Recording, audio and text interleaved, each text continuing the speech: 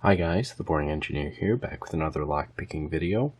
Apologies about the long wait between videos here, just kind of been enjoying summer. Anyway, today I will not be picking anything unfortunately, but I wanted to show you guys another new challenge lock that I built. This, like the others, is engraved. Let's see if we can get any sort of a picture of that. No promises here. There we go, that's decent. So this is number 3, and as you can see, it is engraved with the Boring Locks logo. And there she is, and the Boring Locks name. And finally, the name of the lock. This is the Demon Core. By the way, the engraving is impossible to capture on camera. It looks really cool, I think, in person. So as you can see, this is an old Sargent lock, and it is actually, used to be, an old mortise cylinder like this, but it's been ground down to allow the engravings on the side. So let's get into it and check it out. I honestly have picked all of the pins separately in this lock, but cannot pick the lock fully. I haven't tried that much, maybe for an hour or so, and yeah, I couldn't get it. So as you can see, it's got a pretty deep valley in the middle. The key operates really smoothly. Let's grab a follower and turn off to the side slightly, and there we go. So first, let's take a look at the pins. You can drop those out.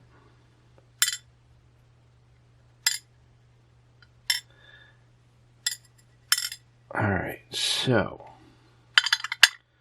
let's start by looking at these pins. So as you can see, we've got everything is pretty normal except for chamber 3, where we have very light serrations. Sorry, let's see, there we go. Very light serrations on the key pin in 3. And that's because that is a zero lift pin, and so it'll act as a trap. I kind of wanted to explain, my theory on each of these challenge locks that I'm building. So basically, the idea with this lock, and why it's called the Demon Core, one reason why it's called the Demon Core, is I've put counter milling in here in chambers 1, 4, and 6. So it's very deep counter milling, and I did that with, here they are, these little, see if I can get this packaging open, I'm breaking everything. These are little burrs for setting stones, jeweler burrs. There we go. So let's see if we can get this to focus. Can you see that little tiny burrs?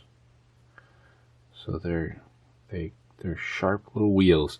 You got to be really careful with them, but they make really, really good, really good challenges for pickers. I mean, this is, in my opinion, this is some of the toughest stuff to pick. So we've got 3 chambers, and as you can see, those correspond to some of the lowest cuts on this lock. So we've got 1 up front and 1, and then we have 4, which is right behind this zero lift, not too high though, and then we have chamber 6. So let's cut the rest of this thing and take a look at what matches up with these. And up front, whoops, flying off. Okay, up front is just a very deep spool. 2 is a lightly serrated driver, and the idea there is that it is just the pin that holds everything in place when you haven't picked it all, so that it doesn't flop, the core doesn't flop all over, and the key operates really nicely. 3 is just a plain pin because it's associated with this 0 lift, so it doesn't really matter at all. So that actually came out of the original lock. 4 is this kind of wacky serrated guy with some spooling, and that interacts with, of course, the other. Now this, with the counter milling, excuse me, now in chamber 5 is the party trick of this lock, and we'll show that in a second. But let's pop out chamber 6, drop him in. Okay, and they're all, there's no threading or anything, and all the springs are the same. I don't really mess with the spring. So let's take a look at all this and what we have. So remember, chamber 1 up front has that counter milling, so this hooks that really nicely, and it's really hard to get that out. You have to float pick it out.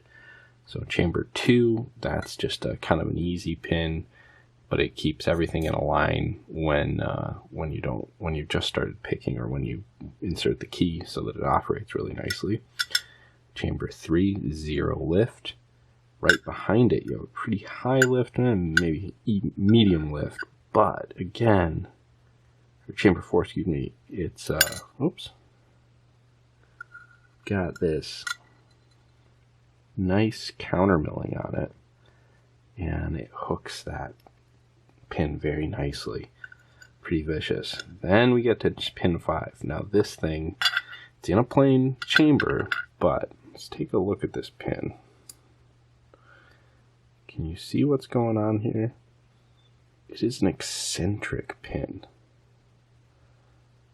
So this is basically as deep setting of a pin as you can possibly make.